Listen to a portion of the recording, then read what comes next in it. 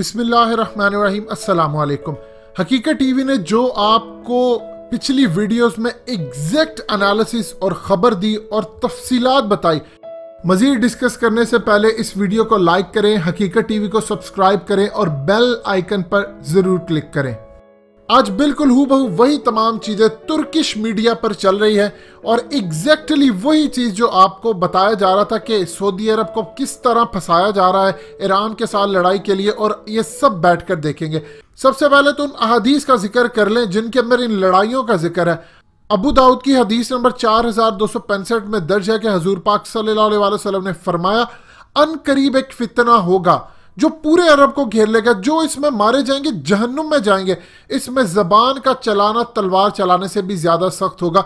यहां नबी पाक सल्लल्लाहु अलैहि वसल्लम जबान का चलाना मीडिया के बारे में बता रहे हैं, जो कि आजकल के मीडिया के हवाले से हम इसको ट्रांसलेट कर सकते हैं। फिर सही मुस्लिम की हदीस नंबर 3351 में दर्ज है कि हजूर पाक सल्लल्लाहु अलैहि वसल्लम ने फरमाया, मशरिक की जानिब से मसीह दज्जाल आएगा, इसका इरादा मदीने में दाखिले का होगा, यहां तक कि वो ओहद पहाड़ के पीछे उतरेगा।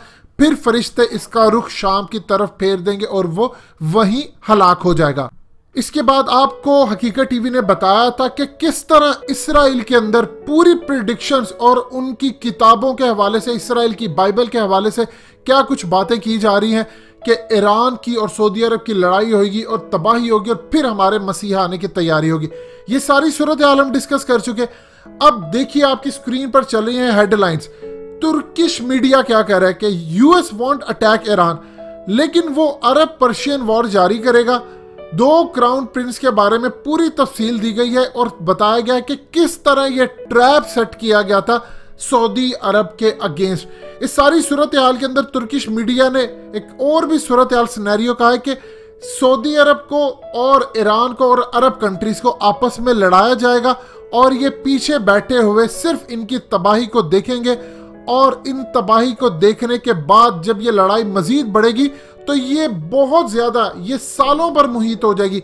10, 20, 30 साल ये लंबी लड़ाई चलती रहेगी और ऐसी तबाही होगी जो उम्मत मुस्लिमा ने शायद कभी ना देखी होगी। और इसके अंदर तुर्की भी शामिल होगा, तुर्की को भी ये तबाह करेंगे और पाकिस्तान को भी घसीटते हुए ले आएंगे और दूसरे ममालिक को भी ले आएंगे। अब इस सारी सूरत हाल के अंदर आप यहां से अंदाजा कर सकते हैं कि तुर्की के अंदर अगर कोई बात होती है, चाहे वो किसी का कॉलम हो, ओपिनियन हो, ये तो फिर स्टेट ओन न्यूज़पेपर ने इतनी बड़ी हेडलाइन लगाकर बताई है सूरत हाल कि क्या होने जा रहा है। लेकिन इनका जब भी नैरेटिव आता है तो इसका ये मतलब होता है कि हुकूमत का नैरेटिव आया, यानी तैयब उर्दगान बिल्कुल इस साजिश को भांप चुके हैं कि ये जो लड़ाई होने जा रही है ये बिल्कुल आखिरी मजहबी लड़ाई है और ये मजहब की बिना पर लड़ाई होगी।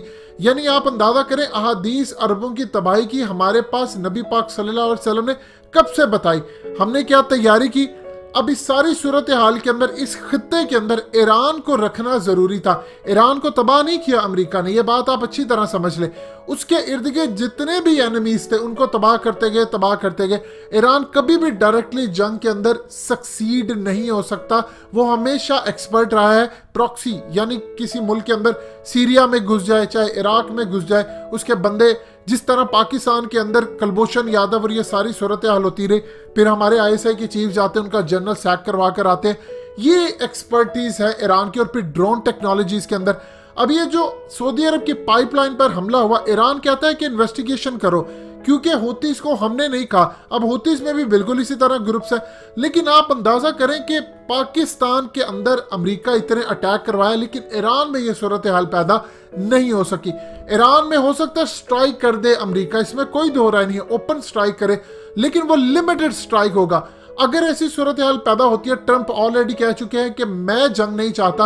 1,20,000 फौज की हेडलाइन न्यूयॉर्क टाइम्स की आती है और वो कहते हैं कि मैं लड़ाई नहीं चाहता, लेकिन पीछे इसराइल का प्रेशर है। तुर्की कम से कम बैक वक्त इन चीजों को समझ रहा है और उनका कहना है कि ये 2 क्राउन प्रिंस यानी सऊदी अरब और UAE ये लड़ाई करना चाह रहे हैं और ये अमेरिका को प्रेशराइज कर रहे हैं। इस पूरी खित्ते के अंदर सऊदी अरब को ट्रैप किया गया है और ये लड़ाई बड़ी खतरनाक हद तक पैदा हो जाएगी।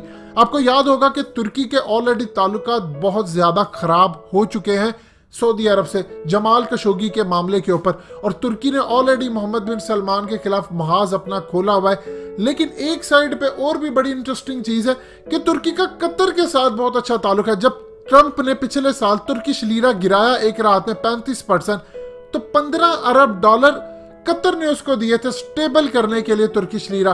वो प्रॉपरली फिर भी ना हो सका, लेकिन जितना हो सकता था उन्होंने किया। और आप हैरान होकर ये बात सोचेंगे कि B-52 बॉम्बर इस वक्त कतर की जानिब लगा हुआ है ईरान पर अटैक करने के लिए।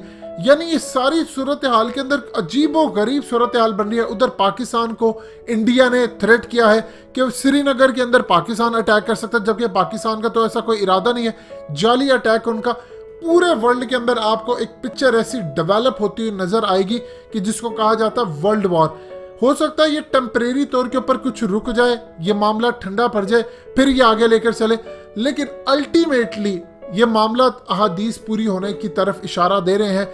जिस मकसद के लिए कई सालों तक ईरान के इर्द गिर्द तबाही करते रहे, आज उस मकसद के लिए अब ईरान के ऊपर शायद ओपन स्ट्राइक करके अरबों को और ईरानियों को आपस में लड़ाकर मुस्लिम उम्मा को ना खत्म होने वाली जंग में धकेलने जा रहे हैं। दोस्तों, हकीकत टीवी को सब्सक्राइब करना मत भूलिए, वीडियो को लाइक करें, शेयर करें और कमेंट सेक्शन में अपनी राय का इजहार जरूर करें।